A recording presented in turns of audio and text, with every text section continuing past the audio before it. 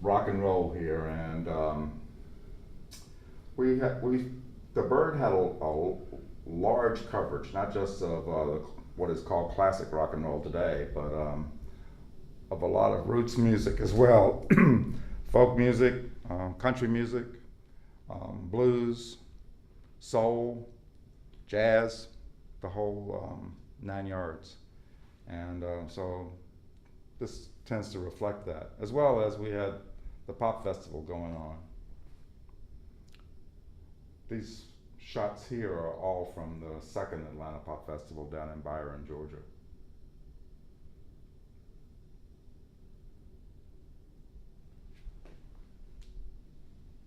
This encompasses some more of the variety of the music we covered. I would mention one thing, and that is Reverend Pearlie Brown was in some way responsible for the paper's name. He was appearing at the 12th gate, and Tom heard him sing this Great Speckled Bird, the old Roy Acuff song. He said, hey, that'd be a great name for the paper. So there it is. And another thing I might mention here is the meters.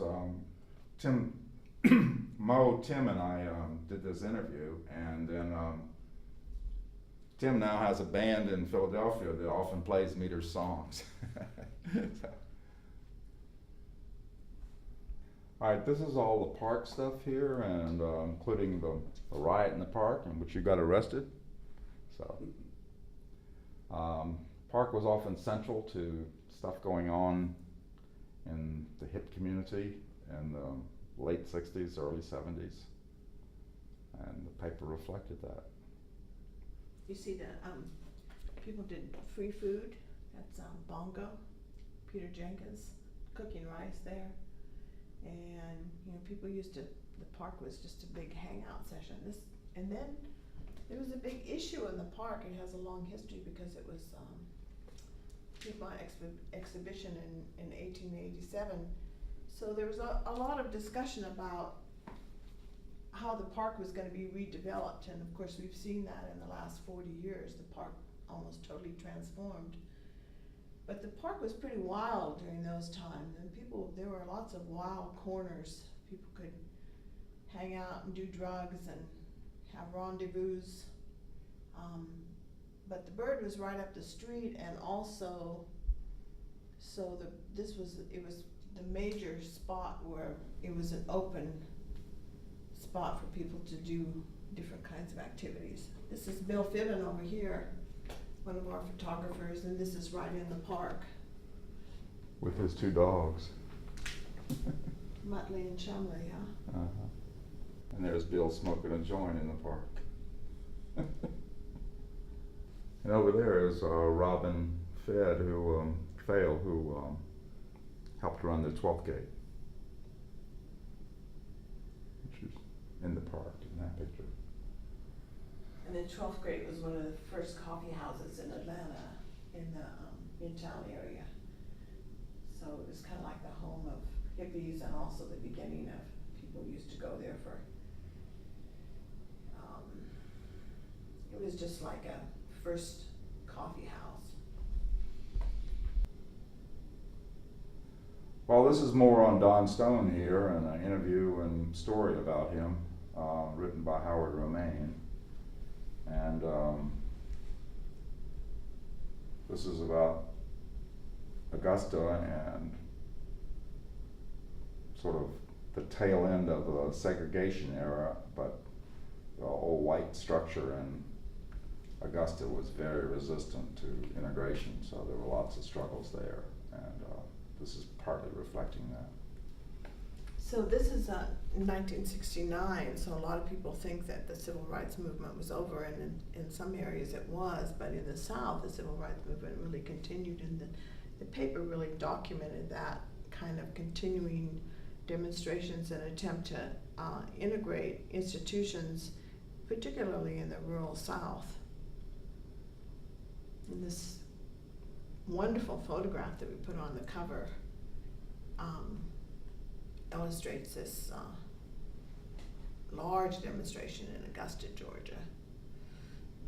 A lot of us came out of the anti-war movement, and we were using the bird to try to educate people about what the anti-war movement was about and whatever, but we also tried to put an emphasis on countries other than Vietnam. So there's a lot of, we did a lot of international coverage, and this is just a small portion of it here. In particular, we emphasized a lot of stuff going on in Latin America. We actually had 4 people at one time or another in Chile reporting on the Allende years from 1970 to 1973. And a couple of them got out of, they were caught in the middle of a coup, and it took them a month to get out, but they managed to get out without being caught by the army.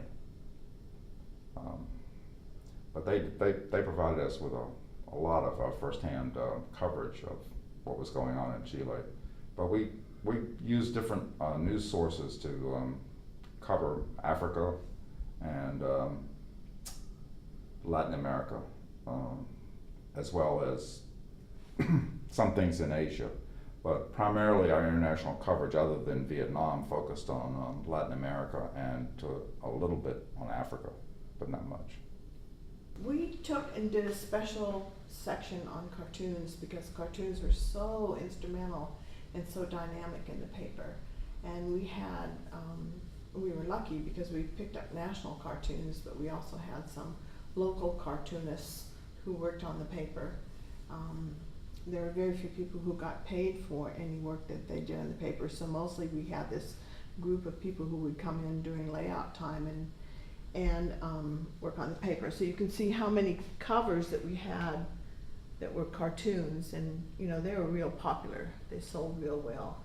There's incredible quality of work with the covers. And these are some of the cartoonists that we had: Ron Osborne, Paige Pennell, Tom Ferguson, Randall Ransom, and Steve Abbott. Those are some of our local cartoonists. Gay Liberation, The Bird is one of the first alternative papers to even talk about the issue and cover the demonstrations, cover the issues.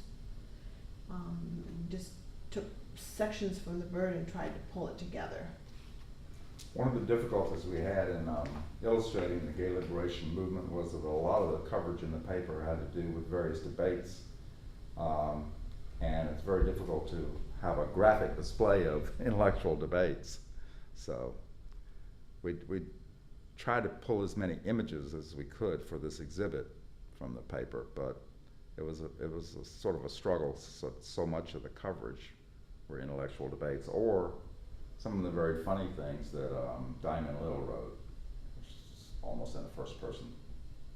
Large movement that began actually even before The Bird started, but really came to flower during the days of The Bird, was women's liberation.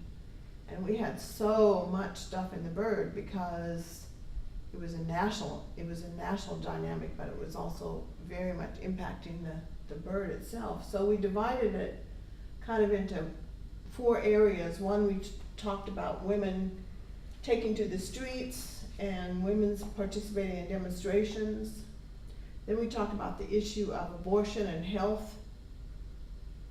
And then we talked about kind of the mythology and people's, women primarily attempting to change the image of women. And finally, we talked about women and the law. Because remember, women couldn't get a divorce except for extreme situations, and also The Bird started before abortion was legal. So those are major changes. Before birth control, before all those things, it puts you way back to see the situation for women was pretty backward. Then at the bottom, what we did is we put here some material from the Bird's Women's Caucus, and also just kind of like a day by day what we did, how we put the paper together, what we did Monday, Tuesday, Wednesday, Thursday, Friday, Saturday, and then start all over again. So it was kind of a day by day. This was a accounting by Ann Jenkins, who worked on the paper. And then this is, of course, is one of the most famous symbols came from the women's movement. And of course, these aren't the covers for every They're not every cover, but what we did is we went through 1968 and took out covers